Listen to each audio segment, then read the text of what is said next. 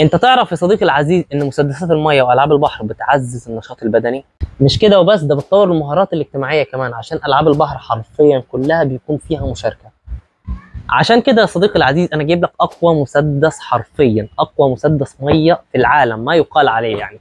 مسدس حرفيا على وضعه. بصوا كده انا جايب لك مدفع ميه. اوكي، بيجي معاه نظاره وده شاحن طبعا. اهي النظاره بتاعته، شايف الجمدان؟ وده شاحن. اوكي، شحن يعني يا باشا. ودلوقتي بنبدا نملي الميه من هنا. ده شكل المسدس بعد ما حطينا فيه ميه اهو. ده الشكل بتاعه الجامد، فيه كذا لون طبعا بس المتاح حاليا لون البيبي بلو. بصوا يا جماعه، بصوا الدلع. تبدا تضرب اهو.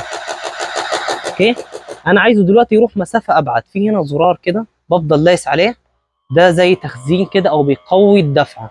وبتستنى شويه، بص الصوت مثلا. اوكي، بتلاقي المسدس بيروح مسافه ابعد. حرفيا انت ماسك